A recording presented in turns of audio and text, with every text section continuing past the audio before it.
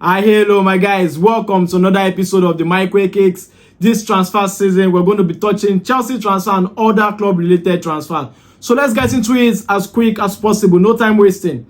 Chelsea and Milan have a 5 million gap on Maignan. That's Mike Maignan, the AC Milan goalkeeper. Chelsea 120 million, AC Milan 125. Maignan is tempted by Chelsea. Wow. We reported this story yesterday, and there's other reports concerning this story. Let's quickly check it before we talk about it. Now, according to Fabrizio, he said Chelsea and AC Milan are not close to valuation for Mike Maignan.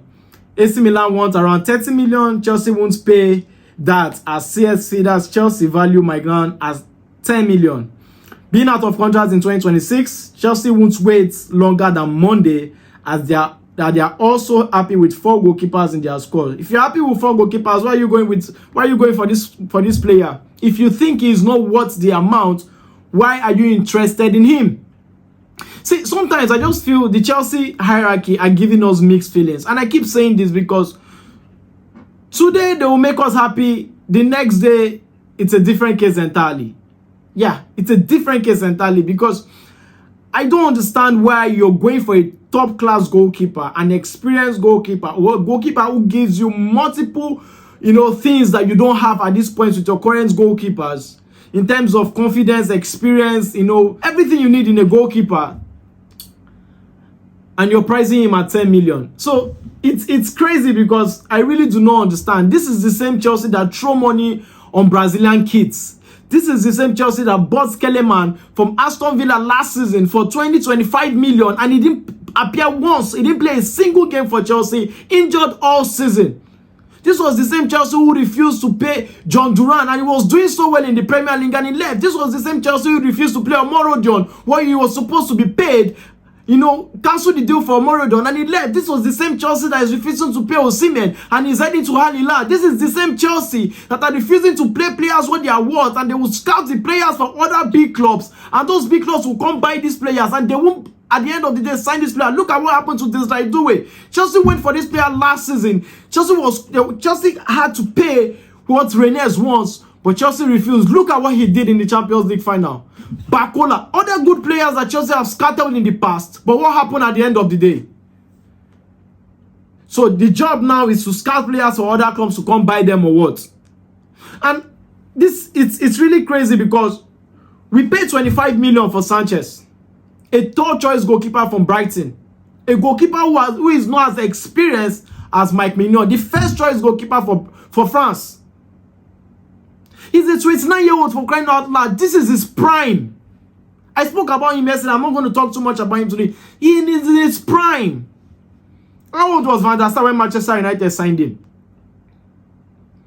He's not old. Goalkeepers have longer longevity in goal. These are not outfield players. They last longer. They bring experience. It teaches the players we have currently, the goalkeepers we have currently, are not as experienced as him. He comes in and he brings wealth of experience to teach these younger ones.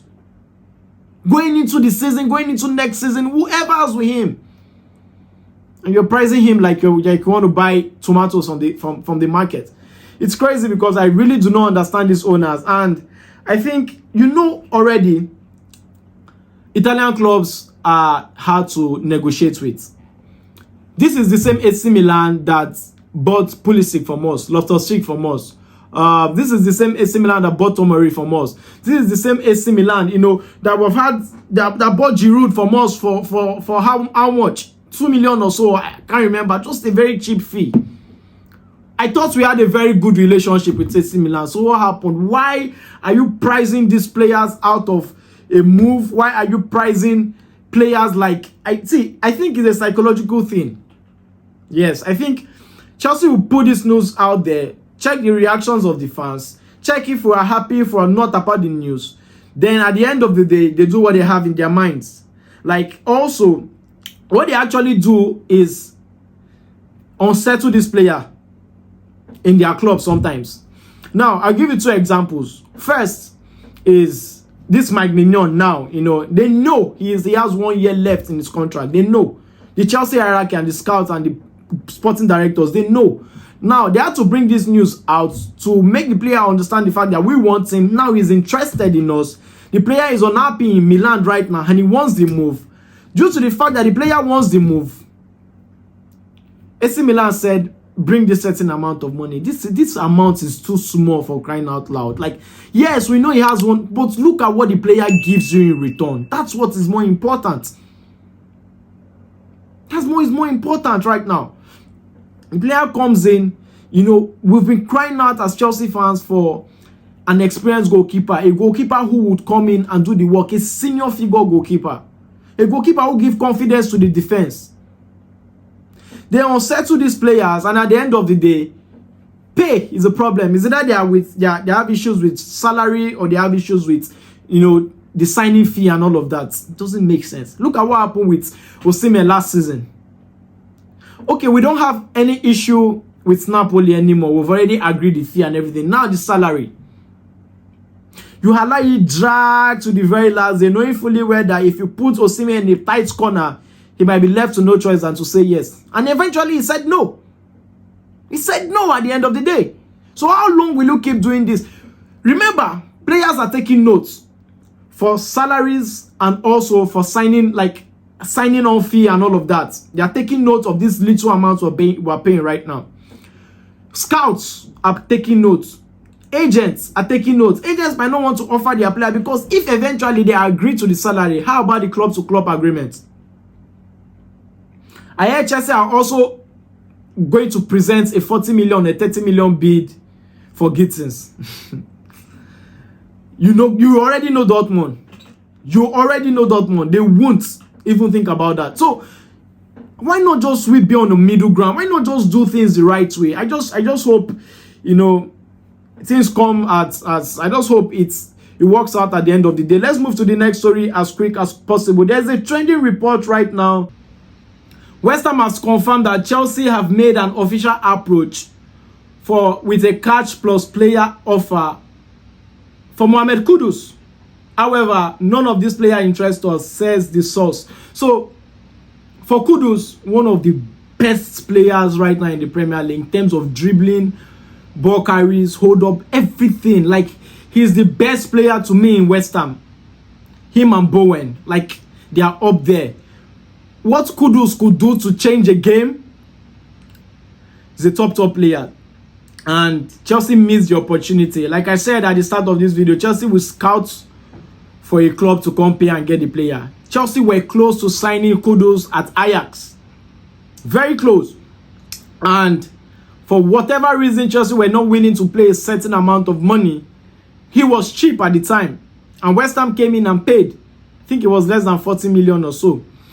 West Ham came in and paid. Chelsea valuation with Ajax at the time was not much. He went to West Ham. He did so well in West Ham. Performed excellently well. Now Chelsea are interested again. Now Chelsea are actually offering a player plus cash for the transfer of KUDUS. And West Ham are not buying that. Because for you to get a best player out of a club, you need to pay premium fees. You need to pay a whole lot of money to get this type of players off their club. So it is what it is for Chelsea these days, and Chelsea has to pay well. He has to really pay well to get a player like this. If this deal materializes, I'll be so happy. Now that leaves the future of Estavio hanging. So does that mean Estavio will be an understudy to Palmer? Because you can't bring in KUDUS and expect him to sit on the bench. He can play either flanks, right? But still, I would love him to play on the right-hand side. So probably Madueke might go to the bench. But still, what will be the future of Estavio if KUDUS comes in? That's the question. So tell me what you think about KUDUS in the comments. Now to the next report, according to Ben Jacobs. Santos confirms to Edu Burgos he isn't looking to leave. In principle, he's staying at Chelsea. He said he wants to play. I want to get minutes so I can earn my place at the World Cup. I want to establish myself at Chelsea. I want to play regularly and be an undisputed starter and win titles in this shirt. Chelsea don't consider Santos for sale this summer, despite links with several clubs. So there was a report yesterday that 2 clubs actually came with 30 million to actually get the signature of Santos, and Chelsea outright declined that.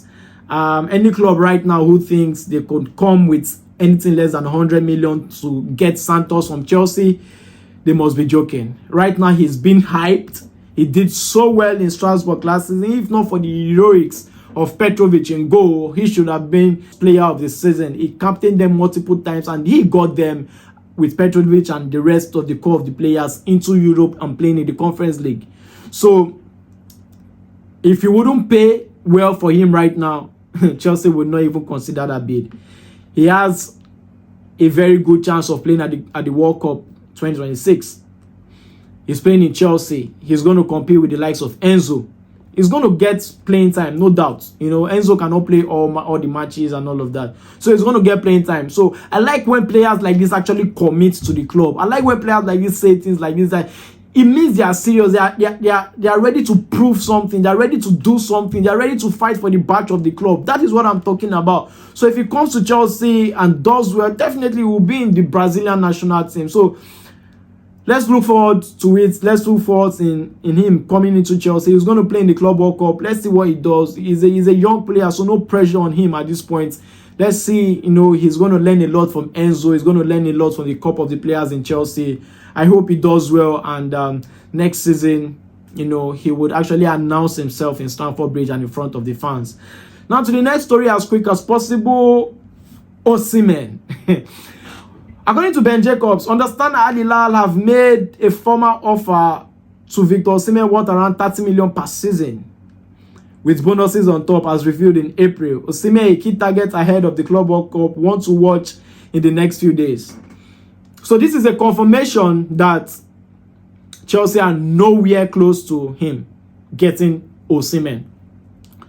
Hilal are actually picking up from when they stopped towards the end of last summer, because Osimhen actually gave his priority to Chelsea, but Chelsea couldn't meet up the demands of his salary.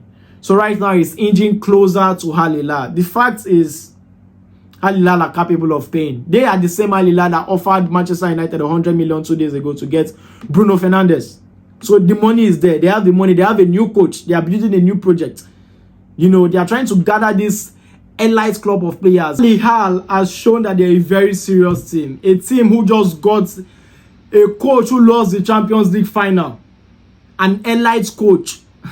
You would know that they are serious with any moves they make. So to me, this is as good as done, because currently right now I don't see any European team who is willing, you know, to pay Osimhen that amount of money.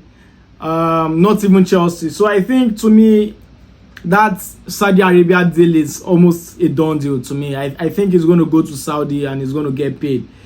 Every player knows his worth. So I'm not going to talk much about it. I've already spoken so much about Victor Osimhen.